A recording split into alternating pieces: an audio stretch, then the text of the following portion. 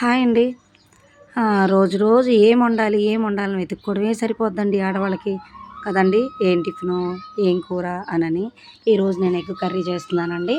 అంటే egg curry అంటే ఇది కొంచెం ఏదో డిఫరెంట్‌గా చేస్తున్నానని ఆల్మోస్ట్ అందరికి తెలిసే ఉండొచ్చు. దీనికి కావాల్సిన ఉల్లిపాయలు, టమాటాలు, పచ్చిమిరపకాయలు కట్ చేసి పెట్టుకున్నానండి. పొయ్యి మీద బాండీ పెట్టుకొని ఆయిల్ పోసుకున్నాను. 3 ఎగ్స్ ఏసుకుంటున్నానండి. కావాలన్నోళ్ళు ఏసుకోవచ్చు. అంటే మనం దానికి తగ్గట్టే ఉల్లిపాయలు కూడా కట్ చేసుకోవాలి. నేనైతే 2 ఉల్లిపాయలు కట్ చేసుకున్నాను. ఆయిల్ మరిగిందండి. ఉల్లిపాయలు వేసా, పచ్చిమిరపకాయలు, ఉల్లిపాయలు చూసారా అది వేగుతున్నాయి. అవి కొంచెం పసుపు వేసుకోవాలి. పసుపు వేసుకున్నాను. ఈలోపు బియ్యం కూడా కడిగి పక్కన పెట్టేసుకున్నానండి. రైస్ కూడా అయిపోద్దని కొంచెం కలిపేసాను కదా, మంచిగా వేగుతూ ఉంటాయండి. చూడండి, చూస్తున్నారుగా, కనిపిస్తుందా? అయితే వెరైటీగా ఉంటుందని చూశానండి, కానీ చాలామందికి నచ్చిద్దో తెలీదు. మీలో ఎంతమంది చేసి ఉంటారో ఎవరికి తెలుసో తెలీదు, కొంచెం కామెంట్ బాక్స్లో కామెంట్ చేయండి. ప్లీజ్ సబ్స్క్రైబ్ చేసుకోండి, నన్ను కొంచెం ఫాలో అవ్వండి, నన్ను సపోర్ట్ చేయండి. ఇవి ఉల్లిపాయలు వేగిపోయినాయి కదండి, ఇందులో ఇప్పుడు టమాటాలు వేసేసాను. కొంచెం కలిపేసేసి మనం దీన్ని మూత పెట్టేసుకోవాలండి. రొటీన్గా అందరూ మనం ఎగ్ కర్రీ చేస్తాము, ఉల్లిపాయ టమాటా ఎగ్ కర్రీ చేస్తాము. ఇది కొంచెం డిఫరెంట్గా ఉంటుందని నేను ట్రై చేశానండి.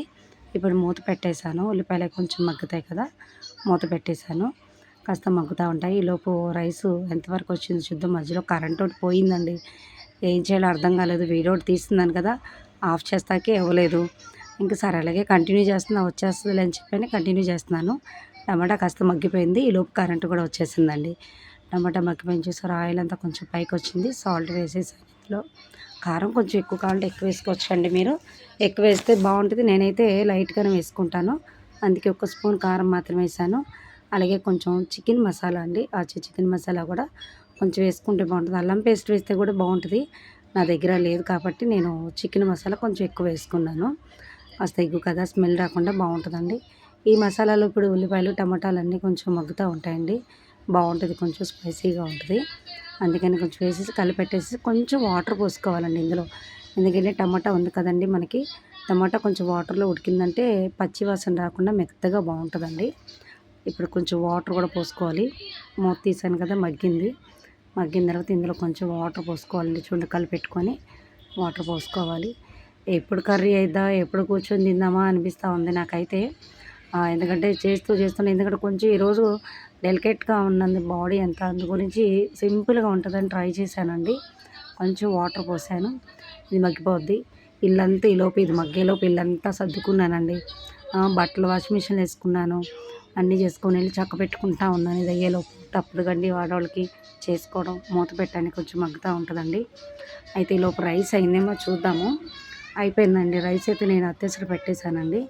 అయిపోయింది, ఉడికిపోయింది. స్టవ్ అయితే ఆఫ్ చేసేసుకుంటా. రైస్కి కర్రీ ఎంతవరకు వచ్చిందో ఇప్పుడు చూద్దాము. చూడండి, ఎంత ఆయిల్ ఎంత పైకి వచ్చేసింది కదా, అయిపోయింది. వాటర్లో బాగా మంచిగా కుక్ అయినాయండి అవన్నీను. అయిపోయింది. ఇప్పుడు ఇందులో ఎగ్స్ పగలగొట్టుకొని నేను పక్కన పెట్టుకున్నానండి, అవి ఇదిగో వేసేస్తున్నాను. 3 ఎగ్స్ పగలగొట్టి పక్కన పెట్టాను, అవి వేసేసానండి. చూడండి, ఇప్పుడు వేసిన వెంటనే కలుపుకోకూడదండి మనం, ఇది మూత పెట్టేయాలి. మూత పెట్టుకుంటే కొంచెం మంచిగా అది ఉడుకుతూ ఉంటుంది ఎగ్. మనం వెంటనే కలిపేసామనుకోండి ఇట్లా నజ్జి అయిపోద్ది, మనకు తినేటప్పుడు అంత టేస్ట్ అనిపించదు. కాసేపు మూత పెట్టి తీయంగానే చూడండి, ఆమ్లెట్ లాగా కాస్త బాగా పొంగి మంచిగా ఉడికి ఉంటుంది అది. అప్పుడు దాన్ని ఒక్కసారి మనం పైన కలుపుకోవాలండి. చెప్పాను కదా మీకు, పూర్తిగా గట్టిగా కలిపితే కనుక అది మొత్తం నజ్జి అయిపోద్ది. చిన్నగా అలా కలపెట్టేసేసుకొని మళ్ళీ ఒకసారి మూత పెట్టేయాలండి. మూత పెట్టేసుకుంటే దాంట్లో ఉప్పు కారం అంతా బాగా పట్టిద్ది. మనకి ఏంటంటే పెద్ద పెద్ద పీసెస్గా వచ్చిద్దండి. చూడండి, మగ్గుతూ ఉంది కదా. మీకు ఒకవేళ నచ్చితే కనుక, నా కర్రీ నచ్చితే కామెంట్ చేయండి, ఎందుకంటే సపోర్ట్ చేయండి. ఎవరు కూడా సబ్స్క్రైబ్ చేయట్లేదు నన్ను. ఓకేనా, నచ్చితే సపోర్ట్ చేయండి. Thank you, bye.